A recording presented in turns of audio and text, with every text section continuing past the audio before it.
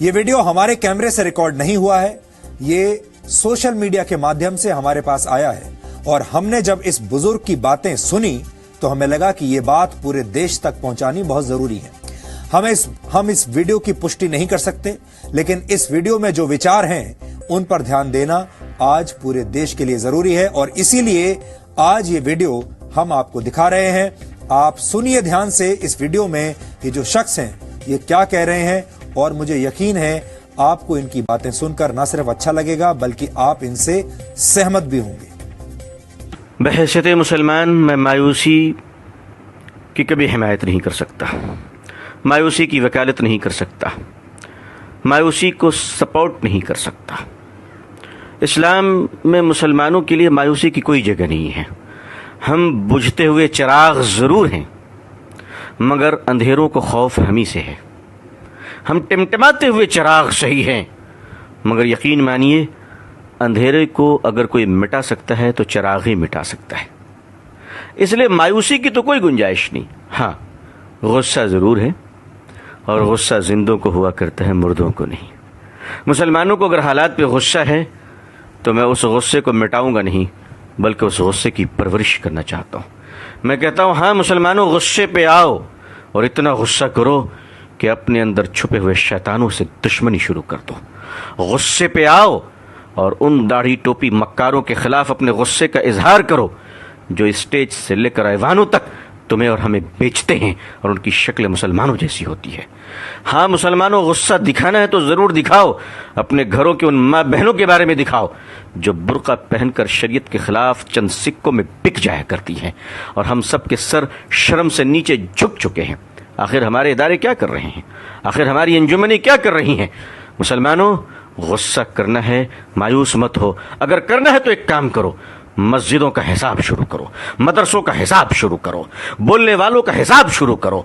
एक बनिया भी अपनी दुकान को जब बंद करता है तो शाम में हिसाब करता है कि मैंने पाया कितना है और खोया कितना है। 70 साल हो गए हिंदुस्तान की आज़ादी को, हमसे ज़्यादा जलसे किसी कौम ने नहीं किए होंगे, हमसे ज़्यादा तकरीरें किसी कौम ने नहीं की होगी। हम अपना हिसाब क्यों नहीं करते? हम अपना हिसाब क्यों नहीं करते? हिसाब से डरते क्यों हैं हम? जब तक जो कौम हिसाब नहीं करती वो आगे नहीं बढ़ा करती है। आपको आगे बढ़ना है तो हिसाब लेना सीखिए, हिसाब देना सीखिए, हिसाब पूछना सीखिए। एक हिसाब मैं पेश करता हूँ आपके सामने। हिंदुस्तान के मुसलमानों की आबादी कितनी होगी? चलिए मैं कम बताता हूँ आपको, 20 करोड़ होगी, ज़्यादा ही इंशाअल्लाह। मैं 20 करोड़ बता रहा हूँ। इस 20 करोड़ में मैं दोस्तों, मेरे भाइयों, मेरी दीनी बहनों, आपका भाई आपसे एक सवाल कर सकता है? आप मुझे सीने पर हाथ रखकर बताएं कि इस हिंदुस्तान के 20 करोड़ मुसलमानों में 5 वक्ता नमाजी कितने परसेंटेज हैं? कितने परसेंट हैं? आप यकीन मानिए मैंने ये सवाल बहुत लोगों से किया है। मैंने ये सवाल एयर कंडीशन कमरों में बैठने वालों से किया है, सड़क के किनारे फल बेचने वालों से किया है, कलकत्ते की सड़क पर रिक्शा चलाने वालों से मैंने सवाल किया है। मजमूई तौर पर जो मुझे जवाब मिला है उसका एक औसत दर्जा ये है कि हिंदुस्तान में मुसलमानों में 5 वक्ता नमाजी सिर्फ 2% है, सिर्फ 2%। जुमे के नमाजी 5% है, रमजान के नमाजी उससे ज्यादा है, अलविदा के नमाजी उससे ज्यादा है और ईद के नमाजी उससे ज्यादा है। मैं आपसे पूछ सकता हूं कि 20 करोड़ मुसलमानों में 2% नमाजी मुसलमान मस्जिद में आते हैं। 98% मुसलमान कहां हैं? सड़क पे, बाजार पे, क्लब में, जुए के अड्डों में, चाय की दुकानों में, होटलों में। अल्लाह की मदद किस पर आएगी और किस तरह आएगी? खुदा की नुसरत कहां गिरेगी बताओ मुझे। और ये 2% नमाजी हिंदुस्तान में क्यों हैं? उस वक्त आप सोचिए, उस वक्त जब हिंदुस्तान में 20 करोड़ मुसलमान, 3.5 लाख मदरसे, 6 लाख मस्जिदें, 4 लाख से ज्यादा उलमा और पिछले कमोबेश 150 साल से तबलीगी जमात गली गली घूम रही है। इतना करने के बाद भी 2% नमाजी। आखिर हम कर क्या रहे हैं? आखिर हम कहां हैं? अब कब तक हम शतरंज की चाल का जवाब कुश्तियों से देते रहेंगे? अगर हम अपने चाल को न बदले, अपने मिजाज को न बदले, दूसरों को सुनने का मिजाज नहीं बनाया, अपना हिसाब करना नहीं सीखा, बदतमीजियां बंद नहीं की और शराफत को इख्तियार न किया, तो दुनिया आज नफरत कर रही है, कल गली गली में भगाएगी, दौड़ाएगी। इस दुनिया को नफरत इस्लाम से नहीं है, इस दुनिया को नफरत मुसलमानों के बैड कैरेक्टर से है, मुसलमानों की बदतमीजी से है, मुसलमानों की बदज़बानी से है। मुझे माफ़ कीजिएगा, मैं सख्त बोल रहा हूँ, लेकिन मैं क्या करूँ? کوئی شادی کا منڈپ نہیں جہاں میں گلے مل کر مبارکباد دوں. میری قوم بارود کے ڈھیر پہ بیٹھی ہے, قوم کے ہزاروں جنازے تیار ہیں.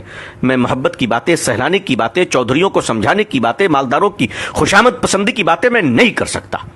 جو قوم, اس قوم کا المیہ یہ ہے کہ جھوپڑی میں رہنے والوں سے لے کر محلوں میں جینے والے مسلمان سب کے کیریکٹر ایک ہی ہیں, کوئی فرق نہیں ہے. کیریکٹر کے سٹائل الگ ہیں. غریب جھوپڑیوں میں اور سڑک پہ بیٹھ کے بدتمیزی کر رہا ہے, جوا کھیل رہا ہے, اور مالدار کمروں میں بیٹھ کر انٹرنیٹ سے برائیوں کا بازار گرم کر رہا ہے. دنیا میں ہم کہاں پہنچ گئے؟ ہمیں اپنا احتساب کرنا پڑے گا. اب اسٹیج کے پہلوان نہیں, اب جلسوں کے پہلوان بن کر رت جگہ نہ کیجیے. اگر کرنا ہے تو مسلک کے دلالوں کی زبانیں کھینچ لیجیے. اب اگر کرنا ہے تو مسلک کے نام پر جیب بھرنے والے مکار دلالوں کو اس قوم سے روکی, اس قوم کو بچا لیجیے. میرے بھائیوں, آج اگر حال یہ ہے تو ہمارے اور آپ کے بچوں کا کیا حال ہوگا؟ ہمارے آنے والی نسلیں کہاں جائیں گی؟ تو میں آپ سے فریاد کرتا ہوں, آنے والی نسلوں کو بچا لیجیے. ہم سے پہلے جو گزرے ہیں, اگر انہوں نے کام کیا ہوتا تو ہمیں یہ دن نہ دیکھنا پڑتا, لیکن انہوں نے کام کیا.